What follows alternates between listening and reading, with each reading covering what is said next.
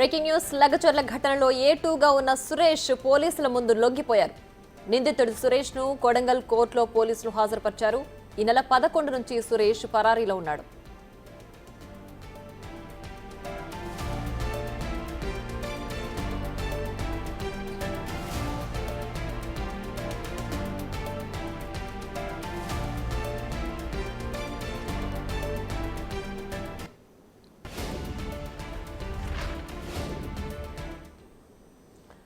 లగచర్ల ఘటనలో ఏటూగా ఉన్న సురేష్ పోలీసుల ముందు లొంగిపోయాడు. లగచర్ల ఘటనలో కీలక పరిణామం అని చెప్పుకోవచ్చు. వికారాబాద్ కలెక్టర్ ప్రతీక్ జైన్ పై దాడి కేసులో ఏటూగా ఉన్న నిందితుడు సురేష్ పరారీలో ఉన్నాడు. మొత్తానికి ఇవాళ పోలీసుల ముందు సురేష్ లొంగిపోయాడు. దీంతో నిందితుడి పోలీసులు కొడంగల్ కోర్టులో హాజరుపరిచారు. అయితే ఈ నెల 11 నుంచి సురేష్ పరారీలో ఉన్నాడు. ఆయన కోసం పోలీసులు ప్రత్యేక బృందాలతో గాలింపు చర్యలు చేపట్టారు.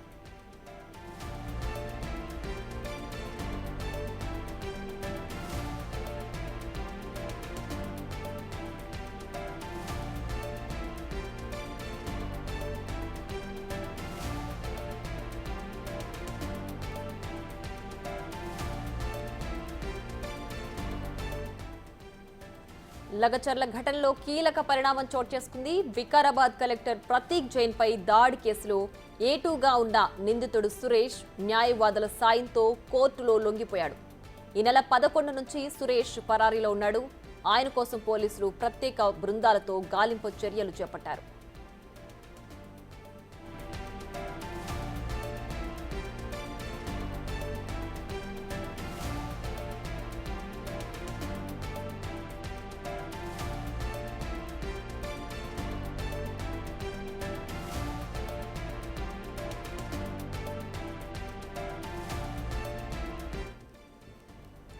లగచర్ల ఘటనలో కీలక పరిణామం చోటు చేసుకుంది. వికారాబాద్ కలెక్టర్ ప్రతీక్ జైన్ పై దాడి కేసులో ఏటూగా ఉన్న నిందితుడు సురేష్ పోలీసుల ముందు లొంగిపోయాడు. గత కొంతకాలంగా నిందితుడు సురేష్ పరారీలో ఉన్నాడు. సురేష్ కోసం పోలీసులు గాలింపు చర్యలు చేపట్టారు. ఈ నేపథ్యంలో ఇవాళ నిందితుడు సురేష్ పోలీసుల ముందు న్యాయవాదుల ముందు ఆయన లొంగిపోయాడు. సో దానికి సంబంధించి బ్రేకింగ్ న్యూస్ మనం బిగ్ టీవీ స్క్రీన్ పై చూస్తున్నాం.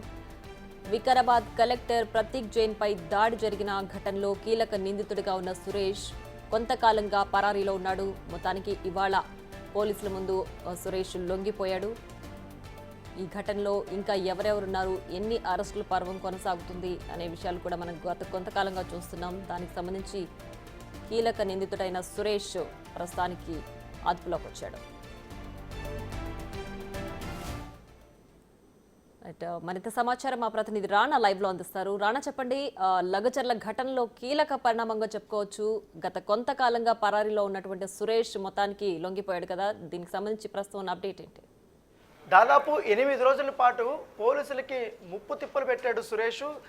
ఒక్కరోజు పూణేలో ఉంటాడో, మరొక రోజు బాంబే ఉంటాడో, మరొక రోజు గోవా, ఇట్లా ప్లేసులు మారుస్తూనే కూడా పోలీసుల నుంచి కూడా తప్పించుకొని తిరుగుతూనే ఉన్నాడు. అతని కోసం దాదాపు 4 బృందాలుగా పోలీసులు ఏర్పడి వెతుకులాట చేసినటువంటి పరిస్థితి ఏర్పడుతుంది. అయితే సడన్గా ఇవాళ మధ్యాహ్నం 3 గంటల ప్రాంతంలో అతను కొడంగల్ కోర్టు దగ్గర ప్రత్యక్షమయ్యారు. తన హైకోర్టు లాయర్తో పాటు ఆయన లొంగిపోయినటువంటి నేపథ్యం ఏర్పడుతుంది. లొంగిపోయిన తర్వాత ఆయనకి 14 రోజుల పాటు జ్యుడిషియల్ రిమాండ్ని కోర్టు విధించినటువంటి నేపథ్యం అయితే ఏర్పడుతుంది. ఈ కేసులో అత్యంత కీలకమైనటువంటి వ్యక్తి. ఎందుకంటే ఇతరు దొరికితే కానీ ఈ కేసులో దీని వెనకాల ఉన్నటువంటి కుట్రదారులు ఎవరు, ఇంకా ఎవరెవరు ఇన్వాల్వ్ అయి ఉన్నారు, ఎప్పటి నుంచి కుట్ర జరుగుతుందనే కోణంలో కూడా పోలీసులు విచారణ చేయాలి. కాబట్టి ఇతను ఇచ్చే స్టేట్మెంట్ అనేది కూడా చాలా ఇంపార్టెంట్. ఇప్పుడు అతనికి రిమాండ్ విధించినటువంటి నేపథ్యంలో పోలీసులు ఇవాళ కానీ రేపు కానీ కస్టడీ పిటిషన్ వేసే అవకాశం ఉన్నట్టుగా మనకు సమాచారం అవుతుంది. దాదాపు వారం రోజుల పాటు కూడా సురేష్ని కస్టడీ కోరుతూ కూడా పోలీసులు పిటిషన్ వేయబోతున్నట్టుగా మనకు సమాచారం ఉంది. ఇప్పటికే సురేష్ ఫ్రెండ్ అయినటువంటి విషయాలు ఇచ్చినటువంటి ఇన్ఫర్మేషన్, దాంతోపాటు కొంతమంది రైతులు ఇచ్చినటువంటి ఇన్ఫర్మేషన్తో పాటు అతను ఎక్కడున్నాడు ఏంటనే దానిపై కూడా పోలీసులు గాలింపు చర్యలు నిన్నటి వరకు కూడా చాలా తీవ్రంగా చేశారు. అయితే ఎట్లయినా కూడా పోలీసులు నన్ను పట్టుకుంటారన్న ఉద్దేశంతో అతను ఇవాళ కోర్టులో తను లొంగిపోయినటువంటి నేపథ్యం అయితే కనపడుతుంది. ఇప్పటికే ఈ కేసులో పట్నం నరేందర్ రెడ్డి A1గా ఉన్నారు. మొదట్లో అయితే సురేష్ A1గా పెట్టినటువంటి పోలీసులు పట్నం నరేందర్ రెడ్డికి సంబంధించిన సాక్ష్యాధారాలను కూడా సేకరించిన తర్వాత అవన్నీ కూడా కోర్టులో సమర్పించిన తర్వాత ఈ మొత్తం ఎంటైర్ ఎపిసోడ్కి కుట్ర పన్నింది పట్నం నరేందర్ రెడ్డి నుంచి కాబట్టి ఆయన A1గా పెట్టారు. తర్వాత A2గా వచ్చి సురేష్ని పెట్టారు. సురేష్ని పెట్టిన తర్వాత మరొక కీలకమైనటువంటి పరిణామం చోటు చేసుకుంది. ఎందుకంటే పంచాయతీరాజ్ సెక్రటరీగా ఉన్నటువంటి రాఘవేంద్ర రావు సంబంధించినటువంటి పాత్ర అనేది చాలా కీలకంగా ఉంది. ఎందుకంటే సురేష్తో పాటు పట్నం నరేందర్ రెడ్డితో పాటు అలాగే కొంతమంది రైతుల్ని ఆ రోజు రాఘవేందరు కుల దీనికి సంబంధించినటువంటి దీంట్లో ఉన్నప్పటికీ కానీ అక్కడ వేరే దుద్యాల మండలంలో అక్కడ అతను అఫీషియల్గా డ్యూటీలు చేస్తున్నా కానీ ఇక్కడ ఏం జరుగుతుంది అనేది లగచర్ల గ్రామంలో కలెక్టర్ ఎప్పుడు వస్తున్నాడో ఎవరెవరు వెళ్ళాలి ఎప్పుడప్పుడు దాడి చేయాలి ఏంటి అనే దానిపై కూడా మొత్తం ఫోన్ల ద్వారా కూడా సురేష్తో టచ్లో ఉండడము, తర్వాత అక్కడ ఉన్న కొంతమంది స్థానికుల రైతులతో కానీ ఆ తండావాసులతో కానీ టచ్లో ఉండడం వల్ల రాఘవేంద్రరావు సంబంధించిన పాత్ర అనేది నిన్న తేటతెల్లమైంది. ఇప్పటికే వికారాబాద్ కలెక్టర్ రాఘవేంద్రను కూడా సస్పెండ్ చేసినటువంటి నేపథ్యం అయితే కనపడుతుంది. సో అతని పాత్ర క్లియర్గా వచ్చింది కాబట్టి ఇప్పుడు దాదాపు ఈ కేసులో నలుగురు మెయిన్గా పోలీసులు భావిస్తున్నారు. పట్నం నరేందర్ రెడ్డి, సురేష్, దాంతోపాటు ఇప్పుడు రాఘవేందర్, దాంతోపాటు విశాల్, మిగతా వాళ్ళకి సంబంధించిన అందరూ కూడా. ఎందుకంటే రోడ్ బండ తాండాకు సంబంధించినటువంటి దాదాపు 16 మంది దాకా కూడా యువకులు ఉన్నారు, వాళ్ళందరూ ఉన్నారు. దాదాపు నెల రోజుల నుంచి కూడా దీని వెనకాలంతా కూడా ఒక కుట్ర, ఒక పన్నాగం అనేది జరుగుతుంది. చాలా క్లియర్గా కూడా పోలీసులకి ఇన్ఫర్మేషన్ వచ్చింది కాబట్టి దాని తగ్గట్టుగా కూడా దర్యాప్తు చేసినప్పుడు వీళ్ళందరూ కూడా పట్టుబడ్డారు. సో ఇతను మాత్రం పరాలు ఉన్నారు కాబట్టి ఇవాళ ఎట్టకేలకు కోర్టులో ఇవాళ ఆయన లొంగిపోయినటువంటి నేపథ్యం ఏర్పడుతుంది. చెప్పండి. రైట్ రానా, అయితే సురేష్ గత కొంతకాలంగా అంటే ఇప్పటి వరకు కూడా పరారీలో ఉన్నాడు, హైదరాబాద్లోనే ఉన్నాడని కొంతమంది అన్నారు. తర్వాత వేరే స్టేట్కి వెళ్ళిపోయారు. వీళ్ళ బీఆర్ఎస్ నేతల అండదండలతోనే ఆయన వాళ్ళ అదుపులోనే ఉన్నారని చెప్పి కొన్ని రూమర్స్ వచ్చాయి. మరి వీటన్నిటికీ చెక్ పెడుతూ ఇప్పుడు సురేష్ దొరికిపోయాడు కదా, అసలు ఇంతకాలం ఎక్కడున్నాడు, ఎవరు అతనికి ఆశ్రయం కల్పించారు, ఈ డీటెయిల్స్ ఏమైనా తెలుసాయా?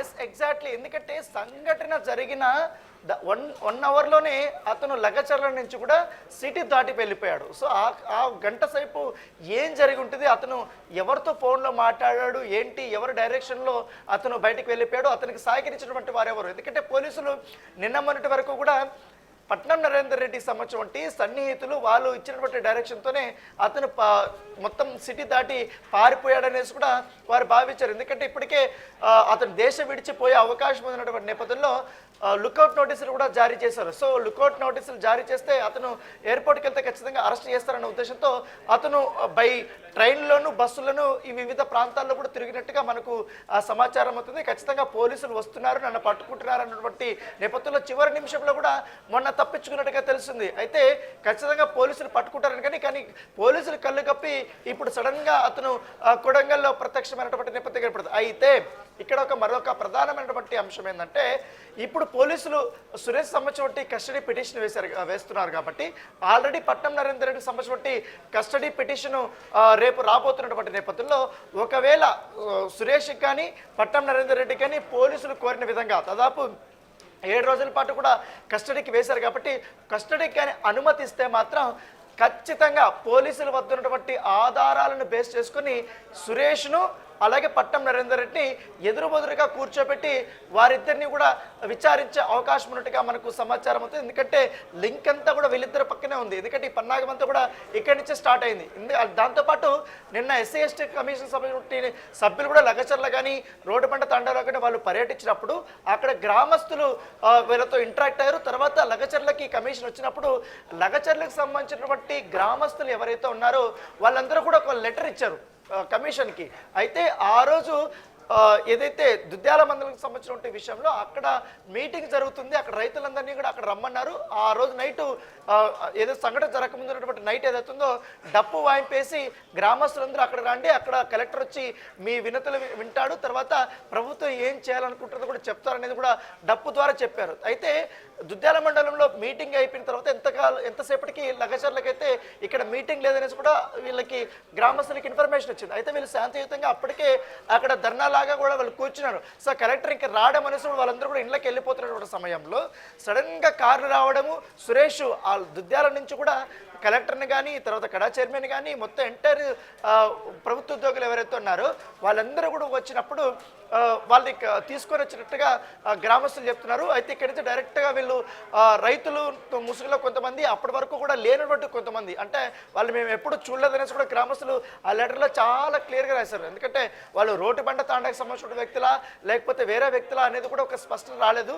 సో వాళ్ళు వచ్చి కలెక్టర్ మీద డౌన్ డౌన్ అంటూరు, అలాగే కార్ల మీద దాడులు చేస్తూ, కార్ల మీద రాళ్లు వేస్తూ, తర్వాత అధికారుల మీద దాడులు చేసినటువంటి నేపథ్యం కాబట్టి కొంతమంది ఇంటెన్షనల్గానే దాడి చేసినటువంటి అంశాన్ని మేము చూసామనేసి కూడా ఇప్పటికే రైతులు లేఖ ద్వారా కూడా ప్రస్తావించినటువంటి పరిస్థితి కనపడుతుంది. అయితే లగచర్ల గ్రామానికే చెందినటువంటి సురేష్ మీద లగచర్ల గ్రామస్తులు ఆగ్రహం వ్యక్తం చేసినటువంటి నేపథ్యం పడుతుంది. ఎందుకంటే ఒకే ఒక్క వ్యక్తి వల్ల, ఒక్క స్వార్థం వల్ల అతను పొలిటికల్గా ఎదగాలనుకుంటే అతను ఎదగాలి, కానీ మొత్తం ఎంటైర్ గ్రామాన్ని పనంగా పెట్టి ఈ రకంగా చేయడం అనేది కూడా వాళ్ళు జీర్ణించుకోలేకపోతున్నారు. దానితో పాటు ఒక పెద్ద అయితే ఏకంగా సురేష్ చేసిన పనికి కలెక్టర్ కానీ ఎంటైర్ గవర్నమెంట్ కూడా క్షమాపణలు కూడా చెప్పినటువంటి నేపథ్యం మీద కనపడుతుంది. సో సురేష్ ఖచ్చితంగా కూడా అధికారుల మీద దాడి చేసేలా ఉసుకొలిపాడు కాబట్టి అతన్ని కఠినంగా శిక్షించాలనేది లగచర్లకు సంబంధించిన గ్రామస్తులు ఏకంగా చెప్పినటువంటి నేపథ్యంలో ఇప్పుడు సురేష్ దొరికాడు.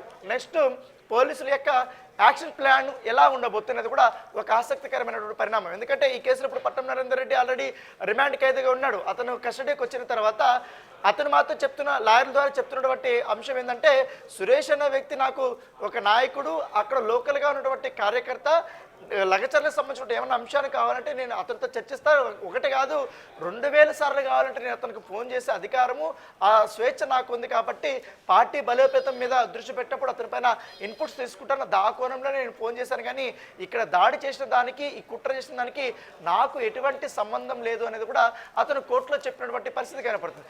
అయితే కోర్టు అతను చెప్పినటువంటి అంశాలు అనేది కూడా పరిగణలోకి తీసుకోకుండా ఒక కలెక్టర్ మీద దాడి చేశారు, ప్రభుత్వ ఉద్యోగుల మీద దాడి చేశారు, వాళ్ళ ఆస్తుల్ని ధ్వంసం చేశారు, చంపడానికి ప్రయత్నించారు అనే అంశాలని మాత్రం కోర్టు పరిగణలోకి తీసుకుని అతని రిమాండ్కి తరలించిన నేపథ్యం అయితే కనపడుతుంది. మరోవైపు ఇటు కోర్టులో కూడా పట్టం నరేందర్ రెడ్డి తనకు లోయర్ కోర్టు వేసినటువంటి రిమాండ్ సంబంధించిన దీన్ని కొట్టివేయాలని, పైగా నేను ఇచ్చినటువంటి అంశాలను కూడా వాళ్ళు పరిగణలోకి తీసుకోవాలి, పోలీసులు కూడా నాకు సంబంధించినటువంటి వ్యతిరేకమైనటువంటి ఆధారాలు కూడా ఏమీ సమర్పించలేదనేది కూడా ఆయన చెప్పినటువంటి నేపథ్యంలో అది కూడా రేపు విచారణకు రాబోతుంది. సో ఇవన్నీ ఎంటైర్ సిస్టమ్ జరిగేటప్పుడు ఇప్పుడు సడన్గా సురేష్ అనేది ఎంట్రీ ఇవ్వడం వల్ల ఖచ్చితంగా ఈ కేసులో బడా బాబు ఎవరు? ఎందుకంటే పట్టాం నరేందర్ రెడ్డికి సంబంధించినటువంటి రిమాండ్ కాపలో చాలా క్లియర్గా కేటీఆర్ సంబంధించిన పేరు ప్రస్తావన చేశారు. ఎందుకంటే కేటీఆర్ ఆదేశాలతో పట్టాం నరేందర్ రెడ్డి ఇదంతా కూడా ఎంటైర్ సిస్టమ్ అంతా కూడా ఏర్పాటు చేసుకుని దాదాపు 1 మంత్ నుంచి కూడా రైతులతో సమావేశం అవ్వడము, వాళ్ళని రెచ్చగొట్టే విధంగా మాట్లాడము, ఇవన్నీ కూడా చేశాడు. దానికి పావుగా సురేష్ను వాడుకున్నాడు. సురేష్ అతను ఉండేది మణికొండలో, మణికొండ నుంచి కూడా కేవలం ఈ యొక్క పని కోసమే అతను లగచర్లకు వెళ్ళాడు. అయితే ఇక్కడ రైతుల నుంచి కూడా భూసేకరణకు సంబంధించిన అంశంలో కేవలం ప్రారంభ చర్చల దీంట్లోనే ఉంది. ఎక్కడా కూడా మీ భూములు మేము లాగేసుకుంటాము, మేము ఇంత ఇస్తాము, మీరు ఖచ్చితంగా ఇవ్వాల్సిందే అనే అంశాన్ని కూడా ఎక్కడ ప్రభుత్వం కానీ అధికారులు కూడా ఎక్కడ ప్రస్తావించలేదు. ప్రస్తావన లేకుండానే కేవలం చర్చలు ఉన్నటువంటి సమయంలోనే అధికారుల మీద దాడులు చేయాలనేది కూడా పన్నాగం వీళ్ళు చేశారు. కాబట్టి ఇప్పుడు దానిపైన కఠిన చర్యలు తీసుకోవాలనేసి కూడా వీళ్ళందరూ గ్రామస్తులు కానీ వీళ్ళందరూ కూడా అభిప్రాయపడుతున్నటువంటి నేపథ్యం అయితే కనపడుతుంది. సో ఏదన్నమాట కానీ పట్నం నరేందర్ రెడ్డి, అలాగే సురేష్, అలాగే కేటీఆర్ మీద కూడా అభియోగాలు ఉన్నాయి. కాబట్టి అతని పాత్ర ఎంత ఉందనేది కూడా ఇప్పుడు వీళ్ళిద్దరినీ ఎదురుముదురుగా కూర్చోబెట్టి ఇప్పుడు విచారణ చేస్తే మాత్రం ఖచ్చితంగా కేటీఆర్ యొక్క పాత్ర అనేది బయటపడుతుంది అనేసి కూడా పోలీసులు భావిస్తున్నటువంటి నేపథ్యం అయితే కనపడుతుంది. Right Rana, thanks for the updates.